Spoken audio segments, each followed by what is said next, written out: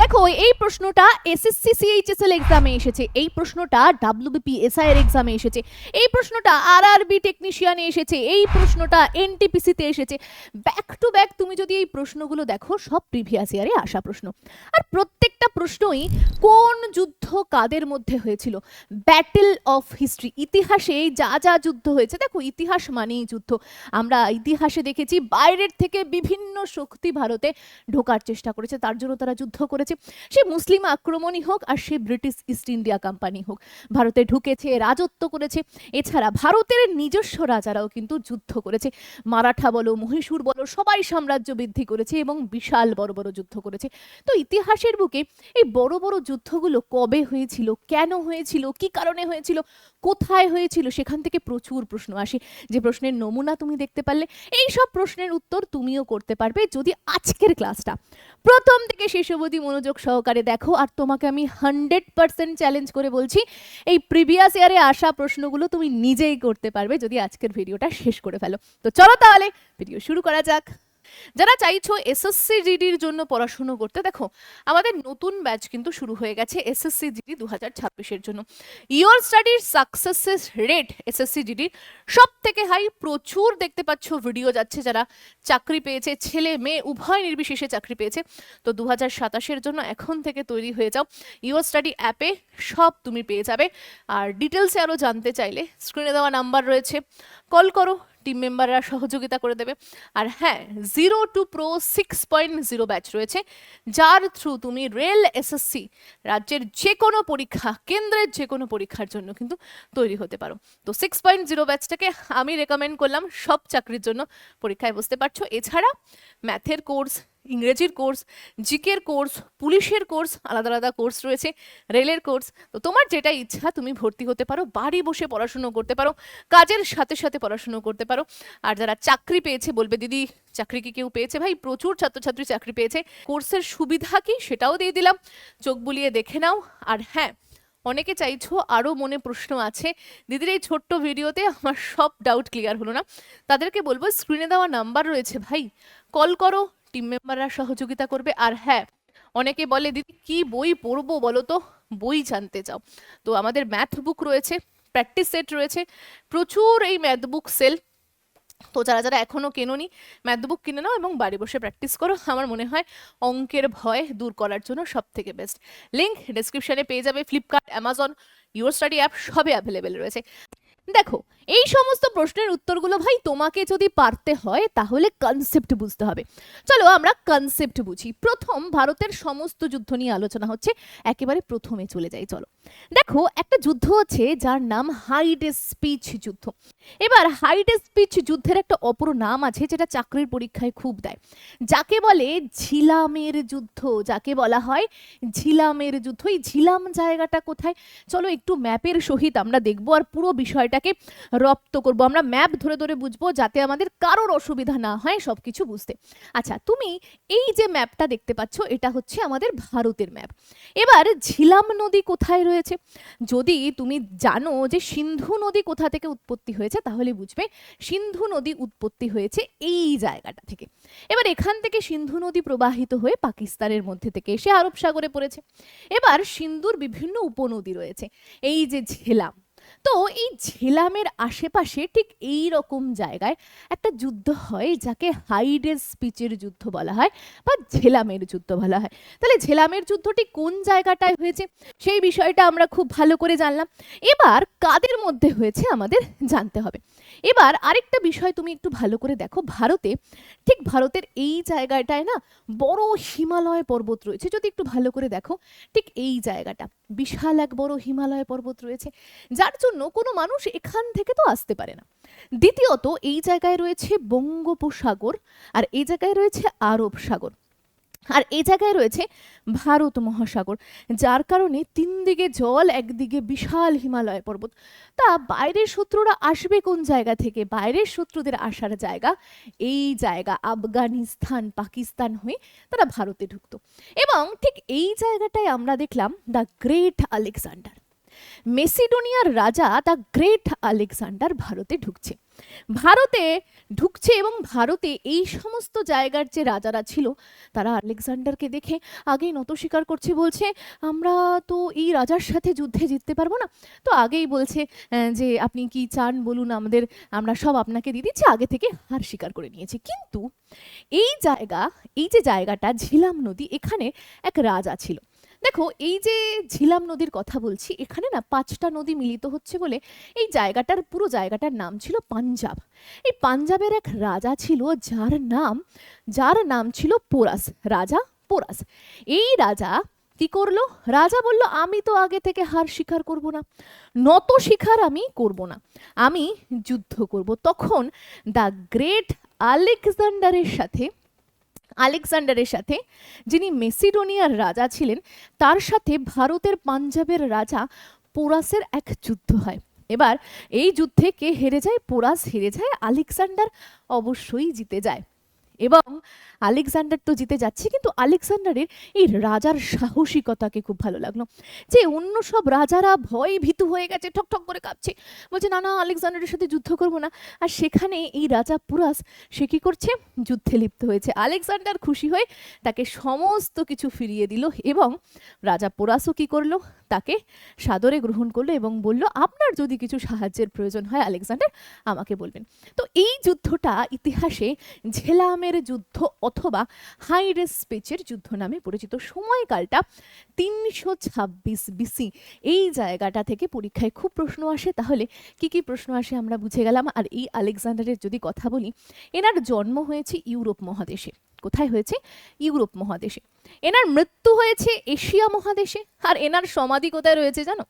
Africa মহাদেশে। তো 3টে মহাদেশে এনার কৃতিত্ব স্থাপন করা রয়েছে। আর এনার দ্য গ্রেট আলেকজান্ডার, এনার ইচ্ছা ছিল পুরো বিশ্ব জয় করবে, তো সেই হিসাবেই উনি বেরিয়েছিল, তাই ওনাকে দ্য গ্রেট আলেকজান্ডার বলা হয়। আর এর সাথে সাথে মনে রাখবে এনার এক শিক্ষাগুরু ছিল যার নাম অ্যারিস্টটল। এবার অ্যারিস্টটলের থেকে শিক্ষা নিয়েই তিনি কি করেছিলেন? বিশ্ব ভ্রমণ করতে বেরিয়েছিলেন। তাহলে প্রথম যুদ্ধ হাইডেস স্পিচের যুদ্ধ অথবা কি ঝেলামের যুদ্ধ সম্বন্ধে ডিটেলসে আমরা পড়লাম, কোথায় যুদ্ধটা হয়েছে সেটাও জানলাম। চলো এরপরে যুদ্ধ আমরা দেখব কলিঙ্গ যুদ্ধ। এই ব্যাপারটা কি একটু বলি, চলো আমরা আবার ভারতের ম্যাপে চলে যাই। তোমরা ভারতের ম্যাপ দেখলে বিষয়টা ভালো করে বুঝতে পারবে। এই যে আমাদের পশ্চিমবঙ্গের ঠিক নিচে, আমি রেড কালি নিয়ে নিলাম, পশ্চিমবঙ্গ হচ্ছে ঠিক এই জায়গাটায়। এই পশ্চিমবঙ্গের ঠিক নিচে পার্শ্ববর্তী এক রাজ্য রয়েছে যার নাম উড়িষ্যা। এখন বর্তমান নাম উড়িষ্যা, কিন্তু একে আগে ডাকা হতো কলিঙ্গ নামে। আগে কি বলা হতো? কলিঙ্গ নামে। রাজা অশোক যে সময় ছিলেন, রাজা অশোককে মৌর্য বংশের সংস্থাপক। আমরা জানি চন্দ্রগুপ্ত মৌর্য বংশের প্রতিষ্ঠাতা, নন্দ বংশকে শেষ করে তিনি মৌর্য বংশের প্রতিষ্ঠা করছেন। এবং এই যে চন্দ্রগুপ্ত মৌর্যের ছেলে বিন্দুসারের পুত্রকে এই রাজা অশোক। এবার রাজাদের কাজ কি? দেখো, রাজাদের কাজ হচ্ছে সাম্রাজ্য বৃদ্ধি করা। এই পুরো ভারতে কে কতটা জায়গা অধিকার করতে পারে তার লড়াই শুরু হয় রাজাদের মধ্যে। এবার এই রাজা অশোক সে কি করলো? এই কলিঙ্গ রাজার সাথে এক যুদ্ধ করলো। কলিঙ্গ মানে বর্তমানে উড়িষ্যা। এই রাজার সাথে এক যুদ্ধ করলো। এই রাজার সাথে যে যুদ্ধ করলো তাকে ইতিহাস বলে কলিঙ্গ যুদ্ধ। তাহলে কলিঙ্গ যুদ্ধ কার মধ্যে হয়েছে? আমরা দেখব রাজা কলিঙ্গের সাথে কার হয়েছে? রাজা অশোকের যুদ্ধ হয়েছে। কত সালে হয়েছে? আমরা বলবো 261 বিসিতে হয়েছে। আচ্ছা, এই যুদ্ধে কে জিতেছে? এই যুদ্ধে অশোক জিতেছে, কলিঙ্গ রাজা হেরে গেছে। কলিঙ্গ বর্তমানে কোন রাজ্য? কলিঙ্গ হচ্ছে বর্তমানে উড়িষ্যা রাজ্য।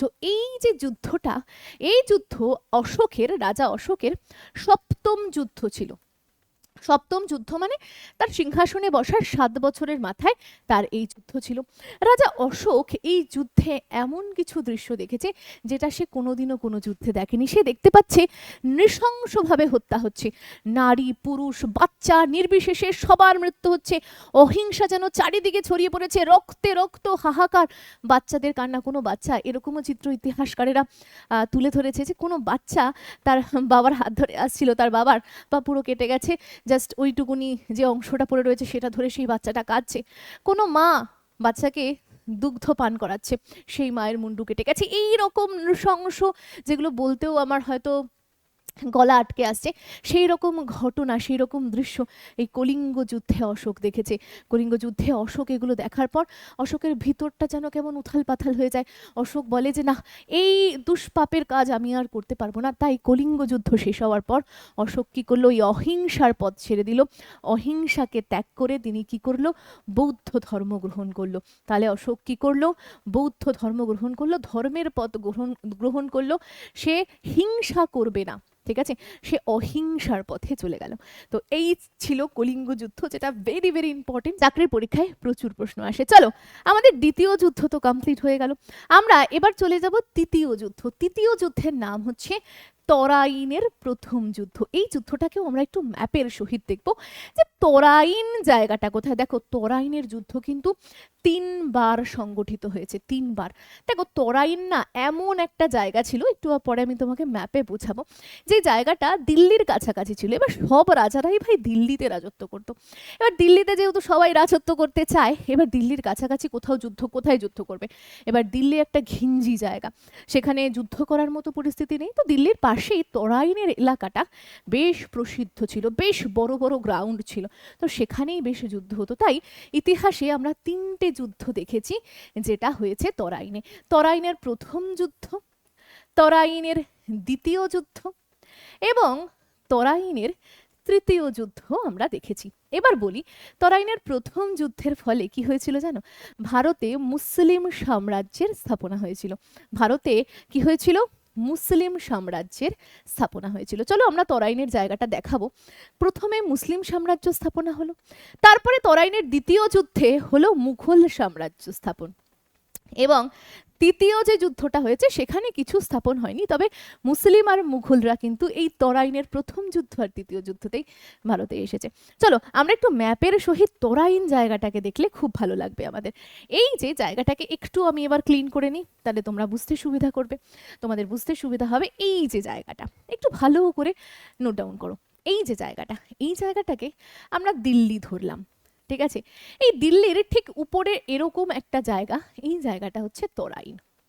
এই জায়গাটা হচ্ছে তরাইন। ভালো করে বুঝবে, বহির শক্তি আসতে গেলে তো এপাশ থেকেই আসতে হবে।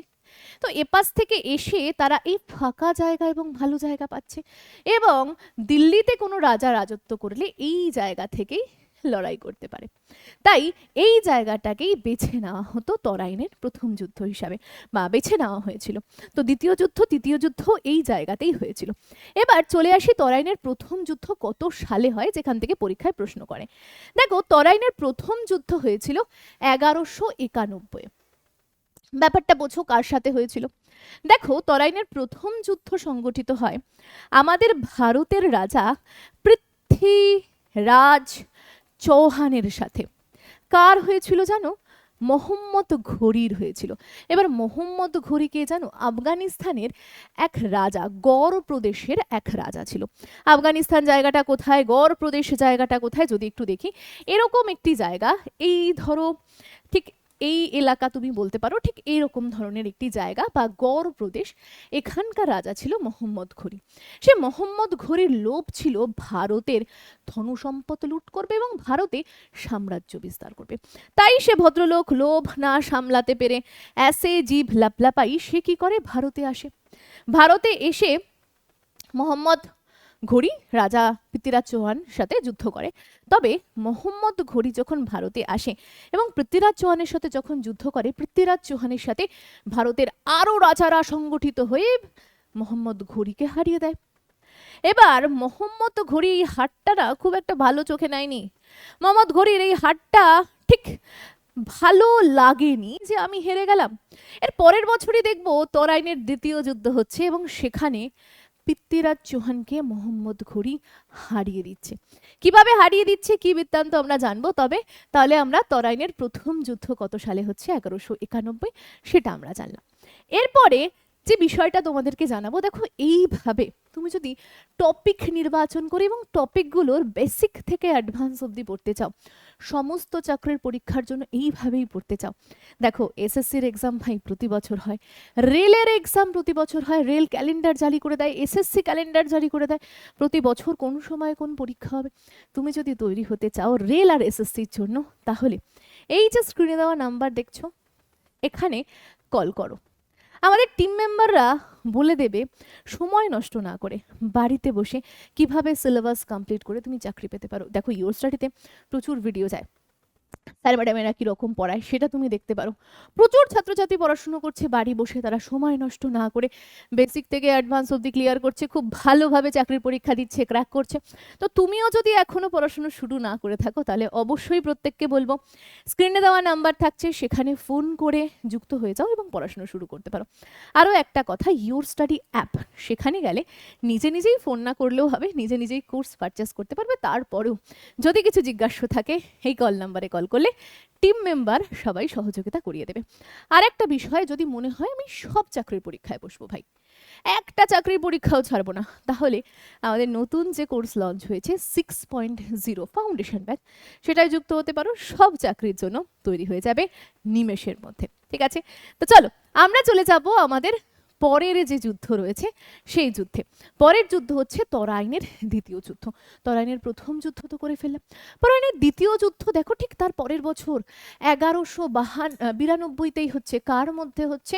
ওই সেই ব্যক্তি মোহাম্মদ ঘুরি এবং তার সাথে কার? পৃথ্বীরাজ চৌহানের সাথে হচ্ছে। এবার দেখো মোহাম্মদ ঘুরি হেরে চলে গেছিল, কিন্তু ভিতরে ভিতরে ভাই রাগ খুব ছিল, ছাড়বো না আমি তো ভাই ছাড়বো না। একটা উদ্যমী ব্যক্তি হেরে যাবে এটাকে মেনে নিতে পারছিল না। এবার ঘটনা একটা ঘটে, পৃথ্বীরাজ চৌহানকে যেসব রাজারা সহযোগিতা করেছিল তার মধ্যে পৃথ্বীরাজ চৌহানের একটা বেস্ট ফ্রেন্ড ছিল, যার নাম রাজা জয়চন্দ। রাজা জয়চন্দ, সেই রাজা জয়চন্দ, দেখো ব্যাপারটা হচ্ছে ভালো করে দেখবে। রাজা জয়চন্দ, এই যার কথা বলছি, তার এক মেয়ে ছিল যার নাম সংঘমিত্রা। এবার রাজা জয়চন্দ খুব পৃথ্বীরাজ চৌহানের প্রশংসা করত। পৃথ্বীরাজ চৌহানের এত প্রশংসা শুনে রাজা জয়চন্দ্রের মেয়ে পৃথ্বীরাজের প্রতি দুর্বল হয়ে পড়ে, ভালোবাসা তৈরি হয়। এবার সেই কথা রাজা জয়চন্দ শুনে ফেলে, বুঝে ফেলে যে তার কন্যা পৃথ্বীরাজ চৌহানের প্রতি দুর্বল হয়ে পড়ে। তুমি ভাবো এক বাবার বন্ধুর উপর যদি কোনো মেয়ের ভালোবাসা হয়, তা সে বাবা কি মেনে নিতে পারে? সে বাবা মেনে নিতে পারে না। তো ব্যাপারটা তাই হয়েছে। এই কথা জানা মাত্রই রাজা জয়চন্দ স্বয়ম্বর সভার আয়োজন করেছে। স্বয়ম্বর সভা মানে কি? মানে মেয়ে তার পছন্দ মতো ছেলেকে গলায় মালা পরিয়ে বিয়ে দেবে, যেটা আগেকার দিনে হতো। এবার কি করা হয়েছে দেখো, এবার সবাইকে ডাকা হয়েছে, সমস্ত রাজ্যের রাজা, দেশের রাজাদেরকে ডাকা হয়েছে, সবাই এসেছে কাকে পছন্দ হয় রানী সংঘমিত্রা দেখার জন্য। আর পৃথ্বীরাজ চৌহানের উপর এত রেগে গেছিলেন রাজা জয়চন্দ, তাই পৃথ্বীরাজ চৌহানের একটা মূর্তি তার রাজ্যের বাইরে দাঁড় করিয়েছিলেন বা সভার বাইরে রেখে দিয়েছিলেন। এবার রানী দেখছে সংঘমিত্রা সবাই এসেছে, আমার প্রাণের পুরুষটা আসেনি। এবার সে শুনতে পারলো তার সখীদের থেকে যে তার বাবা নাকি বাইরে পৃথ্বীরাজ চৌহানের চিত্র লাগিয়েছে। এবার সে সঙ্গে সঙ্গে স্বয়ম্বর সভা ছেড়ে দৌড়াতে দৌড়াতে গিয়ে পৃথ্বীরাজ চৌহানের ওই মূর্তিতে মালা দিয়েছে। কানাঘুষো এই খবর পৃথ্বীরাজ চৌহানও জানতো যে রাজা জয়চন্দ্রের মেয়ে সংঘমিত্রা তাকে খুব ভালোবাসে, আর এটা পৃথ্বীরাজ চৌহানের কাছে অপমান। তিনি একজন প্রতাপশালী রাজা, তাকে অপমান করেছে। তো রাজা কি করলো, সেই সময় সেই দিনই মানে যে সময় স্বয়ম্বর সভার দিন, সেই সময় ঘোড়া নিয়ে চলে গেল সেই সভায় এবং দেখা হলো সেই রানীর সাথে, সংঘমিত্রার সাথে যখন মালা পরাচ্ছিল। সংঘমিত্রাকে তুলে নিয়ে সে চলে এলো। এই অপমান, ঘোর অপমান জয়চন্দ সহ্য করতে পারেনি। তাই জয়চন্দ চিঠি পাঠায় মোহাম্মদ ঘুরিকে, বলে তুমি আসো, আমি বলে দেব পৃথ্বীরাজ চৌহানের দুর্বলতা কি, কোথায় আটক করতে হবে। সেই কথা অনুযায়ী রাত্রিবেলা আক্রমণ করে পৃথ্বীরাজ চৌহানের সেনাকে এবং পৃথ্বীরাজ চৌহানকে হারিয়ে দেয়, মারিয়ে দেয়। এবং পৃথ্বীরাজ চৌহান এই যুদ্ধে, তরাইনের দ্বিতীয় যুদ্ধে হেরে যায়। আমরা দেখব পৃথ্বীরাজ চৌহান যেই হেরে গেল, মোহাম্মদ ঘুরির 4 দাস ছিল, তার মধ্যে একজন ছিল কুতুবউদ্দিন আইবক। তাকে দিল্লির পুরো সাম্রাজ্য দিল এবং সেখান থেকেই মুসলিম সাম্রাজ্যের স্থাপনা হলো, দাস বংশের সূত্রপাত হলো। তারপরে দেখব দাস বংশের পরপর বিভিন্ন বংশ, খিলজি বংশ, তুগলক বংশ, লোদি বংশ, সৈয়দ বংশ, 5টা রাজবংশকে আমরা দেখতে পারবো দিল্লির বুকে ছিল। ঠিক আছে, তো এই হচ্ছে পুরো বিষয়। আশা করছি প্রত্যেকে বুঝতে পারছো। প্রত্যেকটা বিষয় গল্পের ছলে বুঝে নিলে কি বিষয়গুলো আয়ত্তে তোমাদের থেকে যাবে। এর পরের যুদ্ধ হচ্ছে চন্দাবরের যুদ্ধ। ঠিক ঠিক দ্বিতীয় তরাইনের যুদ্ধের 2 বছর পর রাজা জয়চন্দের কথা মনে রেখেছিল মোহাম্মদ ঘুরি। বলে যে তার বন্ধুকে মারাতে পারে সে আমাকে মারবে না, তার কি গ্যারান্টি আছে? সে তো এরকম ফোন দিয়ে আটতেই পারে, সে তার আশেপাশের রাজাদের নিয়ে আমার উপর হামলা করতে পারে। তো একে আগে খতম করতে হবে ভাই, একে আগে টাটা বাই বাই ফিনিশ করতে হবে। তাই রাজা কি করলো? মোহাম্মদ ঘুরি জয়চন্দের উপর হামলা বলল এবং জয়চন্দ পরাজিত হয়ে গেল এবং চান্দাবরের যুদ্ধেও সে জিতে গেল এবং সাম্রাজ্য হয়ে গেল মোহাম্মদ ঘুরি অনেক দূর বিস্তার লাভ করে ফেললো। আশা করছি প্রত্যেকে 5টা যুদ্ধ সম্বন্ধে ডিটেলসে বুঝতে পেরেছি। একটু কমেন্ট সেকশনে কমেন্ট করে দাও ভাই, কে কেমন বুঝতে পারছো, কার কেমন লাগছে ক্লাসটা একটু জানাতে হবে ভাই। এরপরে চলে যাব পানিপথের প্রথম যুদ্ধ। দেখো, পানিপথ হচ্ছে এমন একটি জায়গা যেখানে বাবা 3টে যুদ্ধ হয়েছিল। কটা যুদ্ধ? 3টে যুদ্ধ। পানিপথের প্রথম যুদ্ধ, পানিপথের দ্বিতীয় যুদ্ধ, পানিপথের তৃতীয় যুদ্ধ। পানিপথের প্রথম যুদ্ধ হচ্ছে 1526-এ। কার কার মধ্যে হচ্ছে পানিপথের প্রথম যুদ্ধ? আমরা দেখব ইব্রাহিম লোদির সাথে বাবরের হচ্ছে। ইব্রাহিম লোদির সাথে বাবরের হচ্ছে প্রথম পানিপথের যুদ্ধ। দ্বিতীয় পানিপথের যুদ্ধ কার হচ্ছে? আকবরের সাথে হেমুর হচ্ছে। শুনলে অবাক হবে, সত্যি কথা। এই যে আকবরের কথা বলছি, আকবরের তখন মাত্র 13 বছর বয়স ছিল। আকবরের যে সাহায্যকর্তা ছিল ব্যারাম খা, তিনি আসলে যুদ্ধটা করেছেন। আর হেমু, যাকে বিক্রমাদিত্যের উপাধি দেওয়া হয়েছিল, যে নিজে ধারণ করেছিল, তিনি এমন পরাক্রমশালী রাজা যাকে কেউ হারাতে পারে না। 22টা যুদ্ধ নিজে জিতেছিল, কিন্তু দুর্ভাগ্যবশত এই যুদ্ধে হেরে গেছিল। যাই হোক, সেটাও আমরা আলোচনা করব। এবং তৃতীয় পানিপথের যুদ্ধ কাদের মধ্যে সংগঠিত হয়েছিল? না, মারাঠা এবং আহমদ শাহ আবদালি। কার মধ্যে হয়েছিল? মারাঠা প্লাস আহমদ শাহ আবদালি।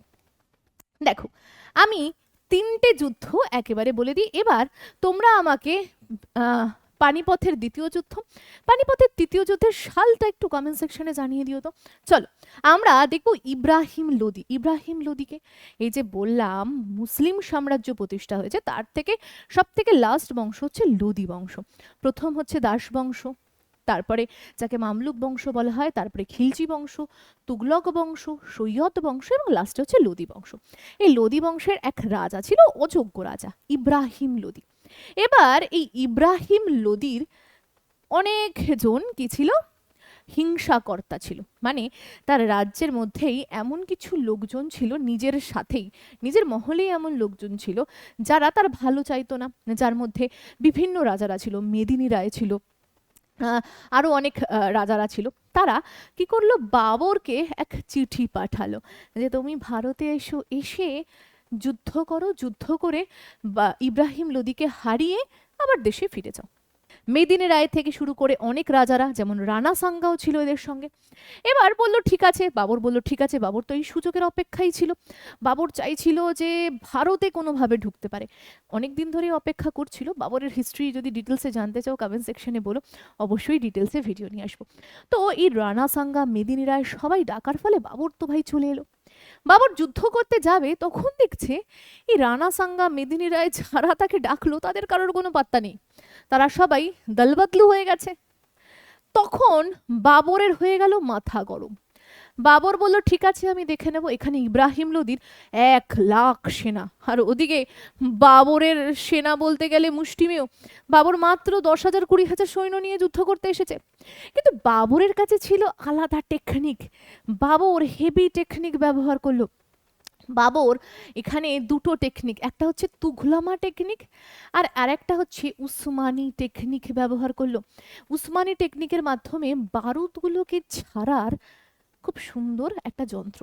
আর উসমানি পদ্ধতি হচ্ছে পিছন দিক থেকে শত্রুর সেনাদেরকে অ্যাটাক করা। এই 2 পদ্ধতি তো নিল, তার সাথে সাথে যে কামান যখন ছোড়া হচ্ছিল না, নিচের মধ্যে না ধরো সৈন্য যাবে বা সৈন্য আসবে, এই যে 1 লাখ সৈন্য আসবে, নিচে পুরো গর্ত করে পেতে দেওয়া হয়েছিল, ধরো বিভিন্ন খড় বিচুলি পেতে দেওয়া হয়েছিল, সব ওই গর্তের মধ্যে ঢুকে গেছিল। এছাড়া তোপ বারুদ প্রভৃতির ব্যবহার করার ফলে মাত্র 10 থেকে 20,000 সৈন্য নিয়েও জিতে গেল বাবর, ইব্রাহিম লোদি হেরে গেল। এবার যেই এই ঘটনা হয়ে গেল, সেই ঘটনা হয়ে যাওয়ার পর বাবর কি করলো, ভারতে এন্ট্রি করে নিল, মুঘল সাম্রাজ্যের স্থাপনা হয়ে গেল। এবার পানিপথের দ্বিতীয় যুদ্ধ, তৃতীয় যুদ্ধটা একটু চলো বলে দিই। দেখো পানিপথের দ্বিতীয় যুদ্ধটা কি করে হলো। পানিপথের দ্বিতীয় যুদ্ধ হয়েছে আকবর এবং হেমুর সাথে। দেখো বাবর তো বেশি দিন থাকবে না, একটা সময় পর তাকে যেতে হবে। বাবরের ছেলে হুমায়ু এলো, সিংহাসনে বসলো। আর হুমায়ু এমন মদখোর ছিল যে তাকে শেরশাহ সূরি দড়ি বেঁধে ঘুরিয়েছিল। এবার এই যে শেরশাহ সূরির কথা বলছি, এই শেরশাহ সূরির ভয়ে হুমায়ুন পুরো 15 বছর দেশ ছাড়া ছিল। এবার 15 বছর দেশ ছাড়া ছিল, পরে সে ভারতে আসে, যাই হোক পরে ভারতে আসে আবার দখল করে, সেটা পরের বিষয়। যখন হুমায়ুনের মৃত্যু হচ্ছে, মাত্র আকবরের বয়স 13 বছর। সেই সুযোগে হেমু বিক্রমাদিত্য সিংহাসনে বসে পড়ছে, দিল্লির বুকে রাজা হিসাবে নিজেকে দাঁড় করিয়ে দিচ্ছে। এবার যেই নিজেকে রাজা হিসাবে দাঁড় করিয়ে দিচ্ছে, ওদিকে যে হুমায়ুনের ছেলে আকবরের সহযোগিতা করতো ব্যারাম খাঁ, সে বলছে না, আমাদের সত্তা হাতছাড়া করলে চলবে না, চলো আমরা যুদ্ধ করি। তাই সে কি করলো, চলে এলো পানিপথে যুদ্ধ করতে হেমুর সাথে। হেমু ছিল বিশেষ এক শক্তিশালী রাজা, তার নাম বিক্রমাদিত্য উপাধি সে ধারণ করেছিল। ইতিহাসের বুকে এমন একটি হিন্দু শাসক, যিনি পুরো মুঘল সত্তায় একমাত্র হিন্দু শাসক যে সিংহাসনে বসেছিল, তবে মাত্র 29 দিনের জন্য সিংহাসনে বসেছিল। ঠিক যুদ্ধ হয়ে গেল পানিপথের দ্বিতীয় যুদ্ধ, যেখানে আকবর তো 13 বছর বয়সী ছেলে, 13 বছর 4 মাস বয়স, সে কি যুদ্ধ করবে, ব্যারাম খাঁ তার হয়ে যুদ্ধ করছে। আর একদিকে এই হেমুই যুদ্ধে জিতে গেছিল 99%। কিন্তু হঠাৎ হেমুর উপর যেন এক দৈব শক্তি আসে। হেমুর চোখে বা বুকে, ইতিহাসকারেরা এক একজন এক এক রকম বলে, চোখের মধ্যে একটা তীর লাগায়। হেমু একটা হাতির উপর বসেছিল, হঠাৎ করে পড়ে গেছে। এবার সৈন্যরা তো তার রাজাকে দেখে, রাজা পড়ে গেছে মানে যুদ্ধ শেষ, রাজা পড়ে গেছে মানে আমরা যুদ্ধে হেরে গেছি, চলো ব্যাক। ব্যাস এই করতে গিয়ে আকবরের সেনা বাইরাম খাঁ সব দখল করে নিল, জিতে গেল। এই জায়গায় বা এই বিষয়ের পর আকবর বা এই বৈরম খাঁ দেখলাম হেমুকে খুব বাজেভাবে হত্যা করে এবং পুরো মুঘল সত্তা নিয়ে নেয়। এটা হচ্ছে পানিপথের দ্বিতীয় যুদ্ধ। তারপরে আবার পানিপথের তৃতীয় যুদ্ধ হয়। পানিপথের তৃতীয় যুদ্ধে আমরা দেখব মারাঠা, ভারতের বুকে এই এক বিভৎস শক্তি মারাঠা শক্তি। আর যদি ব্রিটিশ ইস্ট ইন্ডিয়া কোম্পানি না থাকতো, পলাশির যুদ্ধ বক্সারের যুদ্ধে না যেত, তাহলে মানে না জিততো, তাহলে মারাঠারাই রাজত্ব করত। মারাঠারা জিতেছিল পুরো ভারত। হঠাৎ এক আফগান শাসক আহমদ শাহ আবদালি ভারতে আসে, ভারতে এসে যুদ্ধ করে। যুদ্ধ করার জায়গাটা কোথায়, সেই পানিপথের ওই কাছাকাছি জায়গা দেখিয়েছিলাম, ওইখানেই পানিপথ রয়েছে। চলো একটু ম্যাপে দেখবে, এই যে এই রকম একটি জায়গা যেখানে যুদ্ধ হয়েছিল। এবার আফগানিস্তানের রাজা আহমেদ শাহ আবদালি, আর এদিক থেকে এই যে মারাঠা শক্তি, মারাঠা শক্তির তখন এত দূর অব্দি নিয়ে নিয়েছিল, এদের মধ্যে যুদ্ধ হলো। কিন্তু আমাকে জানাও যে জিতেছিল কে, মারাঠা জিতেছিল না আহমেদ শাহ আবদালি জিতেছিল, কমেন্ট সেকশনে জানাবে। চলো তাহলে পানিপথের প্রথম যুদ্ধ, দ্বিতীয় যুদ্ধ, তৃতীয় যুদ্ধ সম্বন্ধে জানলাম। আমাকে জানাবে সালটা কবে কবে কোন বিষয়। চলো এর পরের যুদ্ধ পানিপথের প্রথম যুদ্ধের পরের সাথে রিলেট করবে। হ্যাঁ, খানবার যুদ্ধ। খানবার যুদ্ধ 1527 হচ্ছে। দেখো পানিপথের প্রথম যুদ্ধ 1526 হয়েছে, তারপরেই 1527। 1527 কার সাথে হচ্ছে, এই যে বাবরকে ডেকে এনেছিল কে, বাবরকে ডেকে এনেছিল মেদিনী রায়, বাবরকে ডেকে এনেছিল কে, রানা সাঙ্গা, এরা ডেকে এনেছিল। তো রানা সাঙ্গাকে তো আর পরে খুঁজে পাইনি, তো বলেছিল দলবদলু হয়ে গেছো, তোমাকে আমি ছাড়বো না। তো রানা সাঙ্গার সাথে যুদ্ধ হয়, অবভিয়াসলি বাবর জেতে, রানা সাঙ্গা হেরে যায়, খানবার যুদ্ধ হয়ে যায় এবং এই জায়গাও দখল করে নেয় বাবর। আশা করি এই যুদ্ধ তুমি বুঝতে পারলে। এর পরের যুদ্ধ চান্দেরির যুদ্ধ। দেখো ঠিক তার পরের বছর। চান্দেরির রাজা ছিল মেদিনী রায়, যে মেদিনী রায় বাবরকে ডেকে এনেছিল রানা সাঙ্গার সাথে প্ল্যান করে। মোহাম্মদ ঘড়ি লিখছি, এদিকে বাবর আর এদিকে মেদিনী রায়। বলেছিল মেদিনী রায়কেও ছাড়বো না, আমাকে ডেকে এনে আমাকে সহযোগিতা না করা, একে আগে মারবো। বাবর যুদ্ধ করে, মেদিনী রায়কে হারিয়ে দেয়, বাবর জিতে যায়। এই যুদ্ধ হচ্ছে চান্দেরির যুদ্ধ, 1588 হয়েছিল। এই যুদ্ধের প্রেক্ষাপট ছিল এই। এরপরে চলে আসি ঘাগরার যুদ্ধ। ঘাগরার যুদ্ধ কাদের মধ্যে হয়েছিল? লোদি বংশের সর্বশেষ রাজা মোহাম্মদ লোদির সাথে হয়েছিল বাবরের। একে যদি তুমি বলো একেবারে অযোগ্য রাজা, বাবর একেবারে হারিয়ে দিয়েছিল এবং লোদি বংশের যে পুরো জায়গাটা ছিল পুরোটাই দখল করে নিয়েছিল। তো এই যুদ্ধটাকে আমরা ঘরঘরার যুদ্ধ বলি, কনৌজের যুদ্ধ। আচ্ছা, কনৌজের যুদ্ধের আগে একটা যুদ্ধ হয়েছিল, সেটা হচ্ছে চৌসার যুদ্ধ। এখানে এক রাজার এন্ট্রি হবে, এক শেরের এন্ট্রি হবে, যার নাম শের শাহ সুরি। এই শের শাহ সুরি বাবরের ছেলে হুমায়ুনকে, চৌসা নামে এক জায়গা ছিল, চলো একটু ম্যাপে দেখি। ঠিক আছে, হুমায়ুন ঠিক লিখেছি, চলো ঠিক লিখেছি, চলো। এই যে হুমায়ুনকে, এই জায়গাটা, এই যে শেরশাহ কাছে জৌনপুর, বাংলা, বিহার, এটা পুরো দখল করা ছিল। এই জায়গাটা শেরশাহ সুরির আন্ডারে ছিল। শেরশাহ সুরির এক বিশাল কাহিনী। তো হুমায়ুন এসেছিল এই জায়গাটাকে দখল করতে। তো শেরশাহ সুরি বলল এই জায়গাটায়, এই চৌসা মানে বিহারের একটি জায়গা যেখানে কর্মনাশা নদী আছে, প্রচুর বান আনে গঙ্গার সাথে মিলিত হয়ে। ঠিক আছে, তো কি করেছিল এই শেরশাহ সুরি? সৈন্য তো কম, হুমায়ুনের সৈন্য তো বেশি, কিন্তু বুদ্ধি ভাই শেরশাহের বেশি। 6 মাস ধরে তাকে ভাটকে ভাটকে, নাকে পানি চোখে জল খাইয়ে, এই যে হুমায়ুনের কাছে তোপ ছিল, বারুদ ছিল, সবকে কর্মনাশা নদীর জলে ধুইয়ে দিয়ে এবং এই হুমায়ুনকে জলে তলিয়ে দেয় খুব সুন্দরভাবে শেরশাহ সুরি। ঠিক আছে, এই হুমায়ুন তো শেরশাহ সুরির ভয়ে 15 বছর দেশ ছাড়া ছিল। যাই হোক, এই হুমায়ুন তখন দেশ থেকে বাপরে বাপ করে পালাবে, এর পরের বাড়ি। তো শেরশাহ সুরি জিতে গেল, হুমায়ুন হেরে গেল। এটা ছিল চৌসার যুদ্ধ। এবার যেই হেরে গেল, শেরশাহ সুরির সাহস বাড়ল। দিল্লির বুকে যেখানে রব ছিল বাবরের, সেখানে বাবরের ছেলের থেকে শেরশাহ সুরি দিল্লিকে নিয়ে নেওয়ার এক তোড়জোড় শুরু করেছে। দেখো, পানিপথের দ্বিতীয় যুদ্ধ তো আলোচনা করেই দিয়েছি। ঠিক আছে, এই যে কনৌজের যুদ্ধ, এই কনৌজের যুদ্ধে ঘটনাটা এবার ঘটবে। কনৌজ যাকে বলা হয় বিলগ্রামের যুদ্ধ, যাকে আমরা কি বলছি? বিলগ্রামের যুদ্ধ। 1540 হয়েছে। এই জায়গাটা হচ্ছে দিল্লিতে। এবার শেরশাহ সুরির তো এমনিই ভয় ছিল হুমায়ুনের। এবার এই শেরশাহ কি করছে? দিল্লি থেকে হুমায়ুনকে তাড়াচ্ছে। হুমায়ুন হেরে যাচ্ছে, শেরশাহ সুরি জিতে যাচ্ছে এবং দিল্লি থেকে পালাচ্ছে, পুরো দিল্লি ক্যাপচার করে নিচ্ছে, মুঘল সাম্রাজ্যকে ক্যাপচার করে নিচ্ছে শের শাহ সুরি। এই শেরশাহ সুরি বংশেরই রাজা ছিল, তার সহচর ছিল হেমু বিক্রমাদিত্য, যে পরে এই যে আমি যে যুদ্ধের কথা তোমাকে বলবো এখন, পানিপথের দ্বিতীয় যুদ্ধ আকবরের সাথে হেমুর হয়েছিল।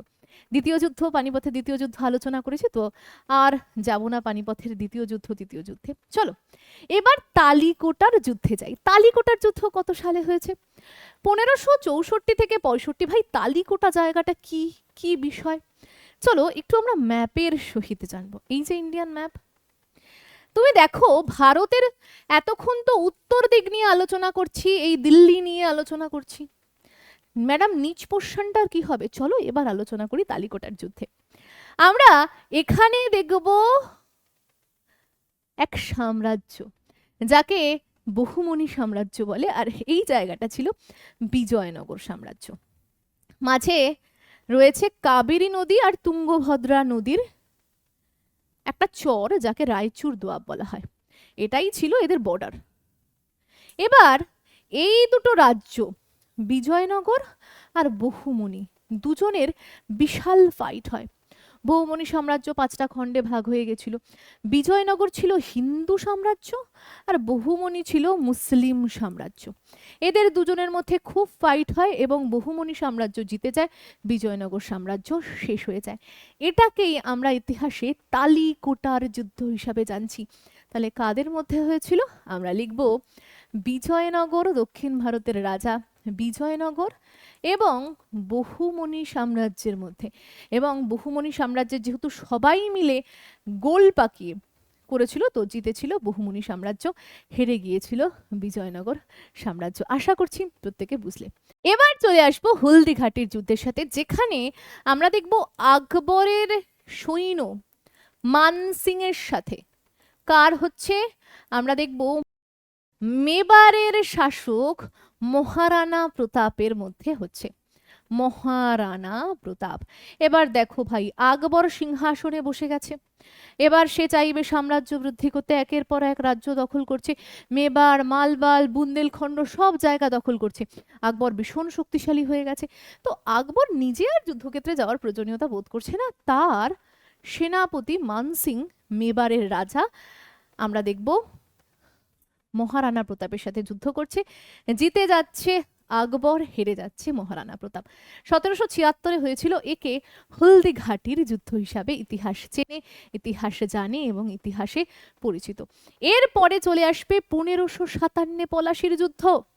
এই পলাশির যুদ্ধে ব্রিটিশ ইস্ট ইন্ডিয়া কোম্পানি ভারতে ঢুকে যাবে এবং তার অধিসত্তা প্রকাশ করবে। কাদের মধ্যে হয়েছিল?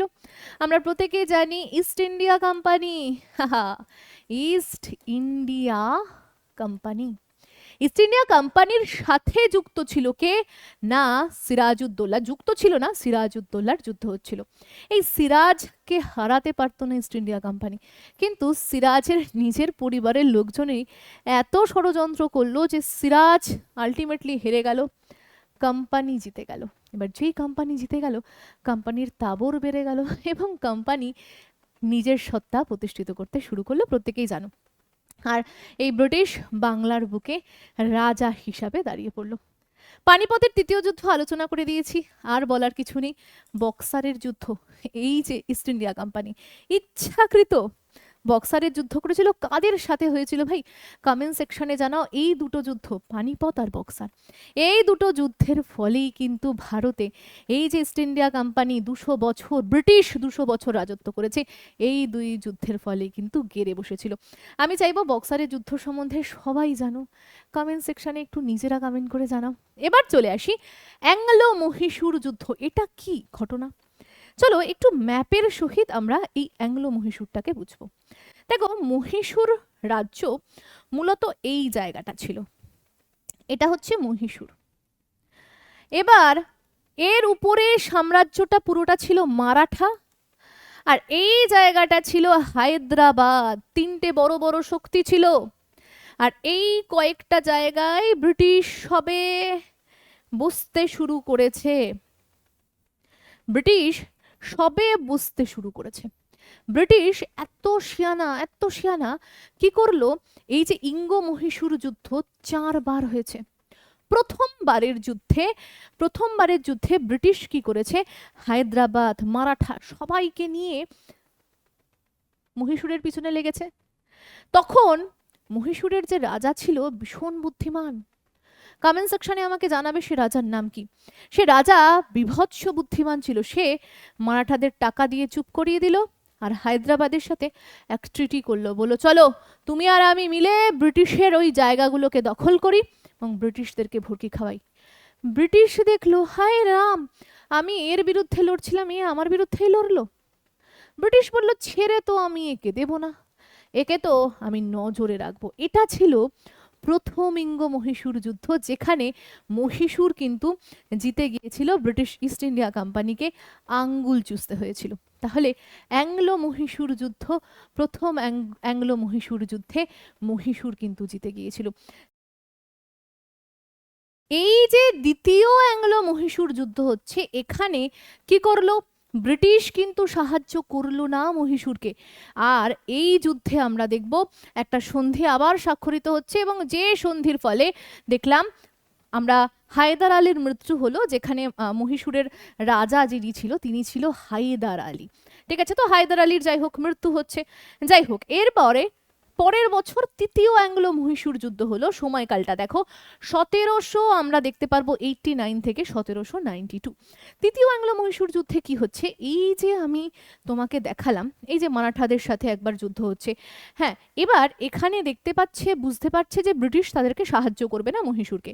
তাই এখানে ফ্রেঞ্চ কোম্পানি ভারতে আসায় ফ্রেঞ্চ কোম্পানির থেকে বিভিন্ন অস্ত্রফস্ত্র কিনছে মহীশূর। এই ব্যাপার কিছুতেই ভালো লাগে না ব্রিটিশ ইস্ট ইন্ডিয়া কোম্পানির। তাই সে সময় কর্নওয়ালিস কি করলো? অ্যাটাক করলো। তখন ছিল হচ্ছে কি টিপু সুলতান। এবার টিপু সুলতানকে কি করলো? টিপু সুলতানকে যুদ্ধ করলো টিপু সুলতানের সাথে, টিপু সুলতানও হারে না, ব্রিটিশ ইস্ট ইন্ডিয়া কোম্পানিও হারে না, দুজনের মধ্যে একটা সন্ধি হয়ে যায়।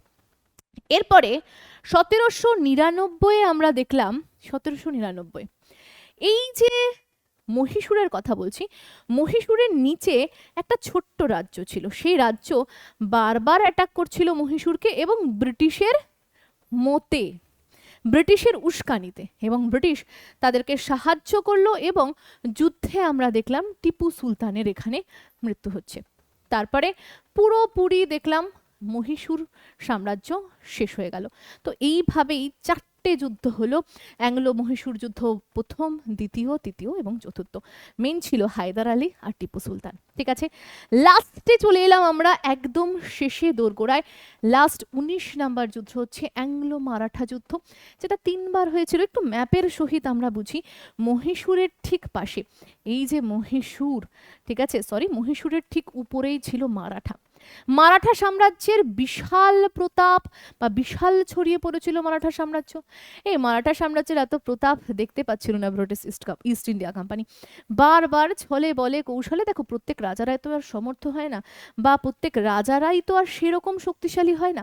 তাই এই অ্যাংলোদের সাথে মানে ব্রিটিশের সাথে মারাঠারা 3বার যুদ্ধ করে, এবং যেখানে ব্রিটিশ ছলে বলে কৌশলে জিতে যায়, আর যদি এখানে ব্রিটিশ জিততো না, মারাঠা জিততো, তাহলে দেখতাম পুরো ভারতে আর ব্রিটিশ থাকতো না, মারাঠা সাম্রাজ্যই প্রতিষ্ঠা হয়ে যেত। তো যাই হোক, এইভাবে 3বার যুদ্ধ হওয়ার ফলে মারাঠারা পুরোপুরি শেষ হয়ে যায় এবং ব্রিটিশ সাম্রাজ্যের স্থাপনা হয়ে যায়। তারপরে তো 200 বছর ব্রিটিশরা আমাদেরকে চুষলো। তো এই যে পুরো ভিডিওটা, যেখানে ভারতের ব্যাটেল আমরা গল্পের ছলে ধরে ধরে বুঝলাম, কেমন লাগলো কমেন্ট সেকশনে জানিও। আর তোমাদের জন্য আমি প্রচুর প্রশ্ন রেখেছি, যেগুলো সব চাকরির পরীক্ষায় প্রিভিয়াস ইয়ারে এসেছে।